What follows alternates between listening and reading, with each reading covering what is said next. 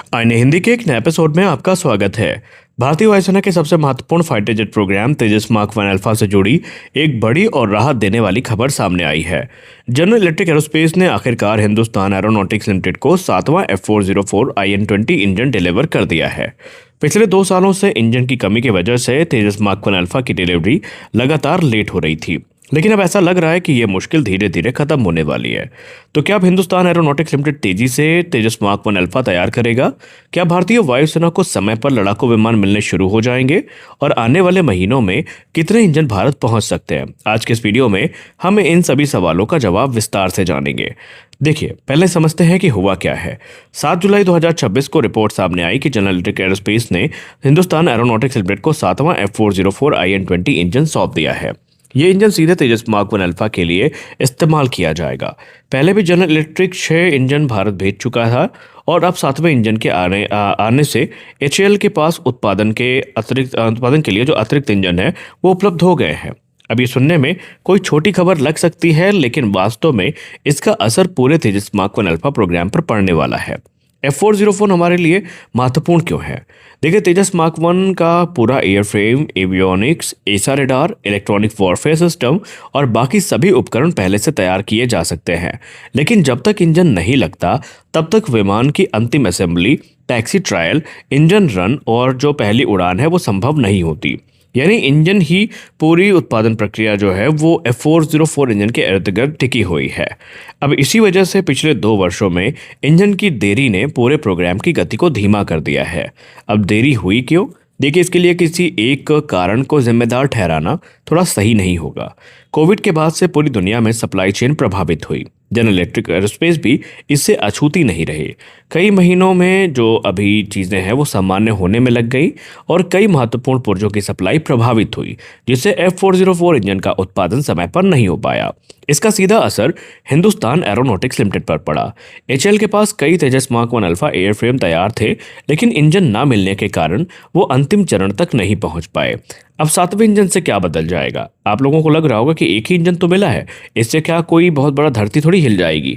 देखिए, अब Hindustan aeronautics limited के पास एक और इंजन उपलब्ध हो गया है। इसका मतलब ये है कि अधिक एयरक्राफ्ट की फाइनल असेंबली होगी, ज़्यादा फ्लाइट टेस्ट शुरू होंगे, उत्पादन लाइन लगातार चल सकेगी, डिलीवरी की रफ्तार धीरे धीरे बढ़ेगी। हालांकि सिर्फ 7 इंजन आने से सारी समस्या खत्म नहीं होगी।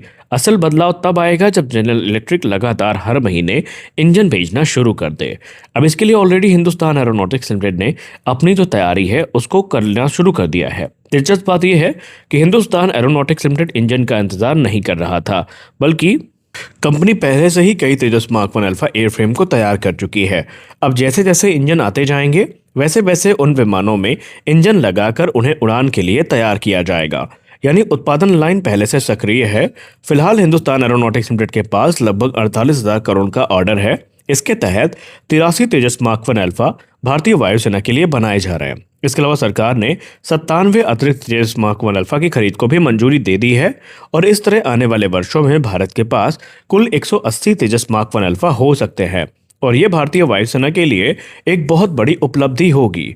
अब यहाँ पर सबसे खास बात यह है कि जनरल इलेक्ट्रिक एरोस्पेस ने पहले ही भारत को आश्वासन देते हुए ये स्पष्ट कर दिया है कि उसने F404 इंजन की उत्पादन क्षमता को बढ़ा दिया है। कंपनी का कहना है कि आने वाले महीनों में इंजन की डिलीवरी लगातार बढ़ेगी और अगर ये योजना सफल रहती है तो हिंदुस्तान एरोनॉटिक्स लिमिटेड पहले की तुलना में कहीं तेज गति से तेजस मार्क वन अल्फा तैयार कर पाएगा। अब रक्षा विशेषज्ञों का मानना है कि यही 2 साल तेजस मार्क वन अल्फा प्रोग्राम के लिए निर्णायक साबित होंगे।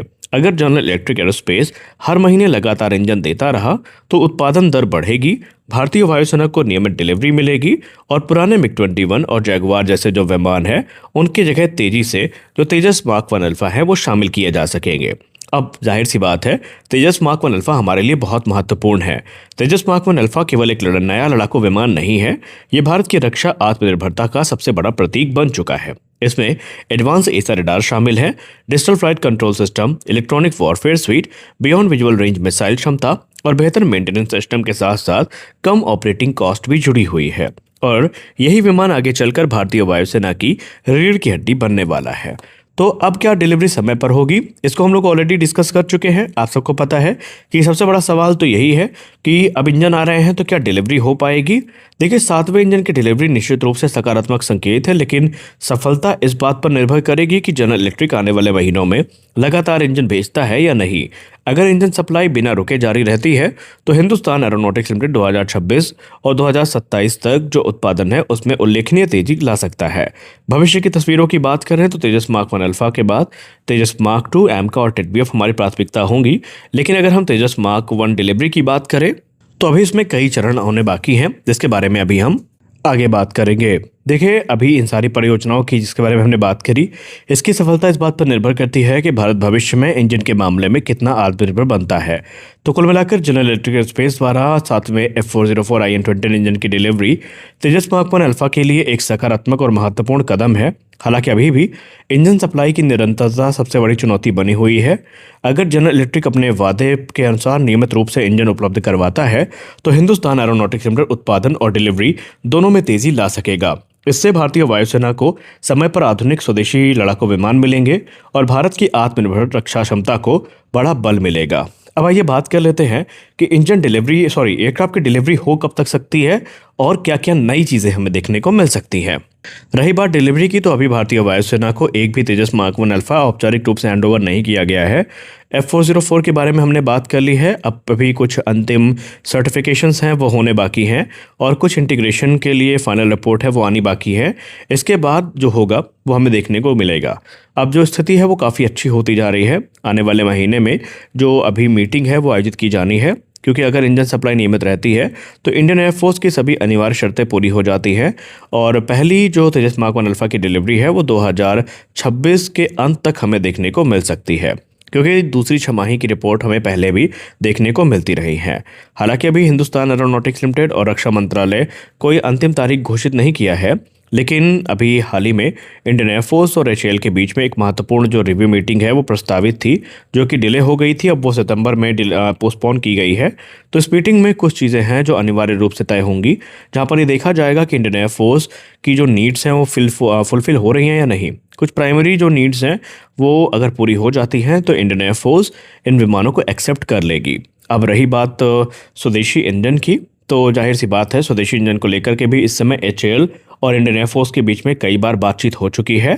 फिलहाल तत्काल तौर पर हमें कोई नया इंजन देखने को नहीं मिलेगा। कोई नया इंजन क्या, जब तक कावेरी 2.0 रेडी हो नहीं जाता हमें कोई भी नया इंजन देखने को नहीं मिलने वाला है। और उसके बारे में हम लोगों ने ऑलरेडी डिस्कस कर लिया है कि कावेरी 2.0 को लेकर खुद इंडियन एयरफोर्स ये कह चुकी है कि हम तो रेडी हैं। अब देखना ये है कि जो अभी इसका काम है वो जीटीआरई कब तक पूरा कर पाती है। और जाहिर सी बात है, अगर ये इंजन तैयार हो जाता है तो जब विमान को मिड लाइफ अपग्रेड मिल रहे होंगे तो हमें F404 के अलावा जो कावेरी इंजन है वो देखने को मिल जाएगा। तो इस वीडियो में बस इतना ही। मिलते हैं अगले वीडियो में, तब तक के लिए जय हिंद।